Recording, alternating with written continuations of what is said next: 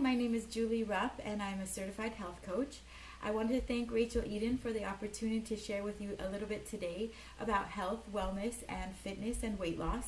I really have come a long way in my personal journey, and I'm not sure if you've ever felt that, you really can't fit into that Shabbos outfit, or you don't have anything to wear for Yom Tov, or you're going to a wedding and you're just like squeezing into something, or you're sitting down and you're just kind of trying to tuck and hide as much as you can, Spanx and tights and whatever it is. I mean, just to get real for a second with every one of you, it's just not a good feeling.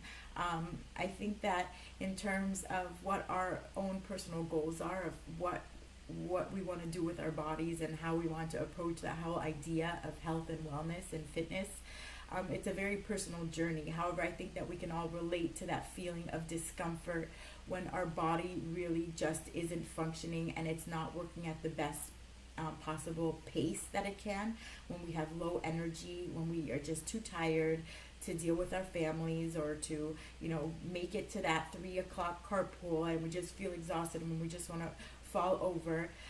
It's really a sign that our bodies are just not functioning properly.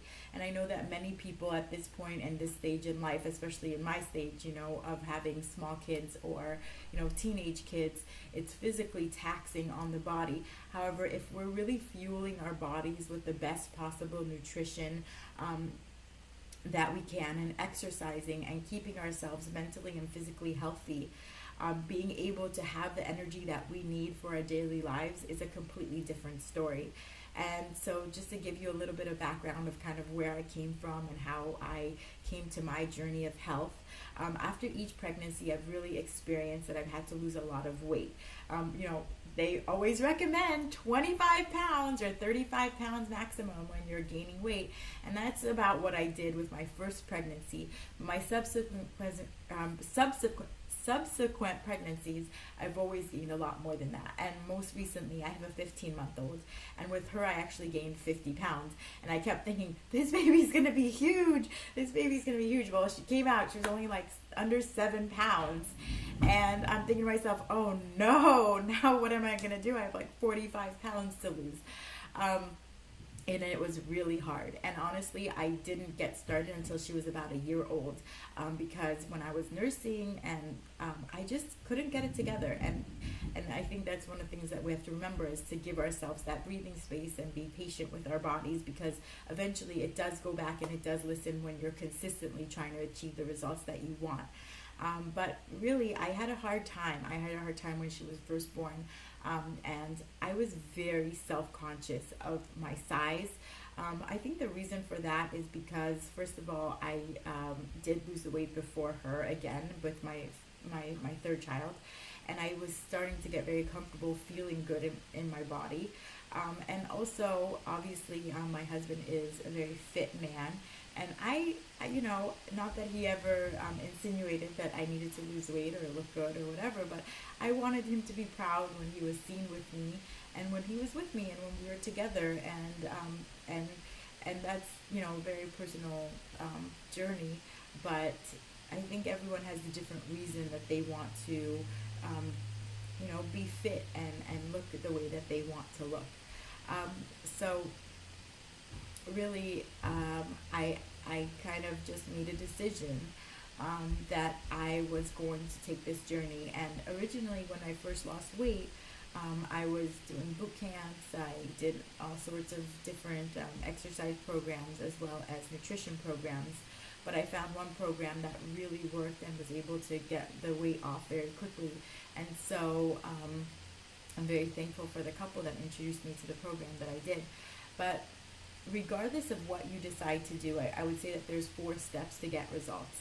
And the first of those steps is to really have a strong why. My why personally was because I wanted to have more energy for my family. I wanted to fit into the clothes and feel good about myself. I know that a lot of people work on those spiritual goals and professional goals, family goals, and all of those are important. But I think that if we put ourselves last in those lists of priorities, we're never really going to feel good about ourselves, and we're never really going to be really achieve our full potential. So I think that number one, having a strong why. I wanted to look good, feel good. I wanted to be proud of the fact that I am able to set a goal and achieve it. So that's just part of my why. Number two, you have to start somewhere, right? I mean, it's not only about, let me think about all the things I'm doing wrong, or let me know how much weight I have to lose. You have to start somewhere. So whether that's starting to eat better, starting to have a gym regimen, whatever way you start, it's a great way to start, because those baby steps snowball and build on each other, and you will be able to piece together a program that's right for you. Number three, be aware of your triggers. Some people stress eat, some people eat from exhaustion, some people are boredom eaters, some people just love good food, or some people just, it's about a matter of convenience, that they don't have the right type of fueling, and choose bad choices when they're hungry. So I think it's very important to know what your triggers are in order to be able to start making technical steps to have technical success. And the number four thing that I think that many people kind of avoid, because it's a little bit taboo to talk about your maybe issues with weight loss and your personal look and things like that, is to have support. Be open with your journey. I think it pushes you to have accountability. Sometimes when you're dieting in secret, then nobody really knows what you're trying to do, and nobody's going to keep you accountable. To just have either a coach, it could be your spouse. Sometimes that's a little bit too close of a relationship to do it with, but to have either a coach, a friend, and to have support in your journey is extremely vital and important in order for you to be able to achieve your dreams and goals in the area of weight loss, and as well as any other area.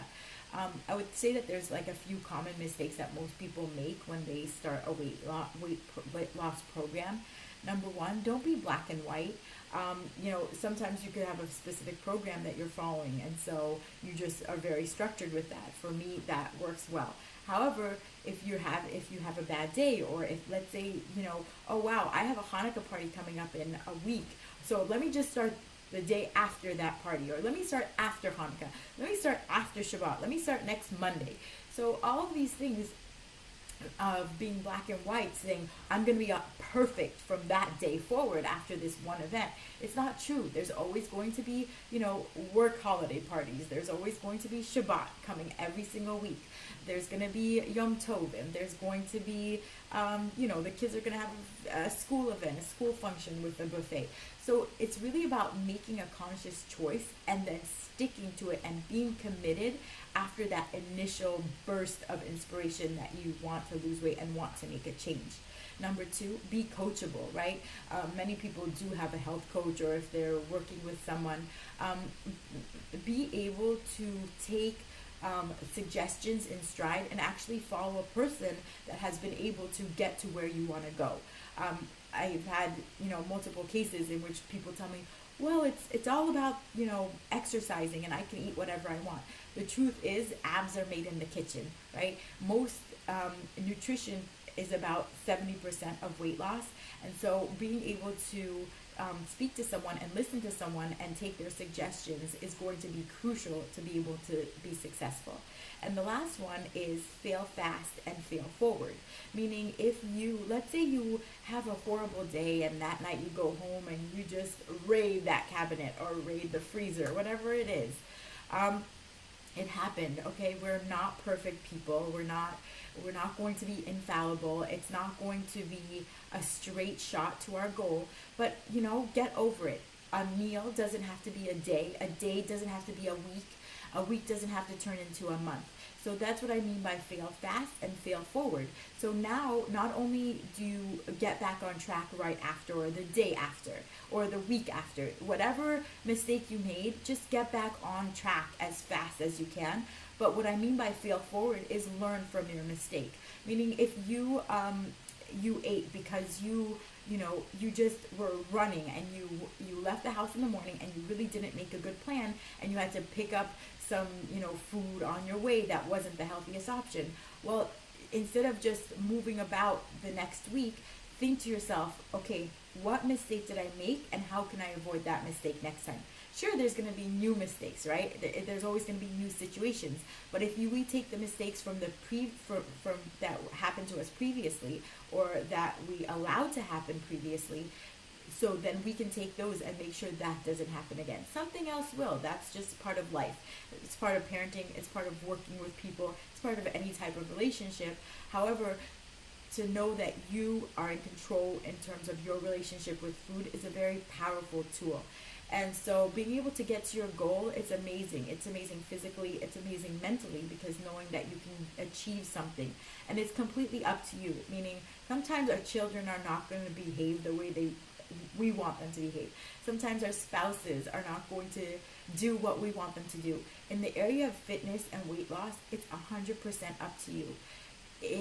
You have no reason to make an excuse. If you have no time, wake up earlier. Wake up, do 10 minutes. You can't go to a gym class, do something at home. You can't afford a specific weight loss program. You could still make healthier choices. So it might not be perfect, but it has to start somewhere. And I guess, going into Hanukkah right now, this is a time where a lot of people kind of throw their programs or throw their weight loss goals aside. But I want to encourage you that this is really a time to overcome one's nature. It's a time in our history where we were able to overcome nature, and Hashem gave us tools to do that, and we had the strength. And so I personally always reach out to God and say, God, give me the tools and the strength and the willpower. Give me the right people. Give me the right mentors. And why not in the area of weight loss and wellness and fitness? Why can't we also ask Hashem in those areas? And so I always do. And I encourage everyone to really attack their fitness goals in this season, and just in the coming weeks and the coming months. I'm always available to chat on Facebook if anyone wants to reach out to me. I love to help people. I love to encourage people, be accountability partners. So I look forward to hearing feedback from you all. I hope this was somewhat helpful to you. And thank you so much for watching, and thank you for your time. Have a great day. Take care.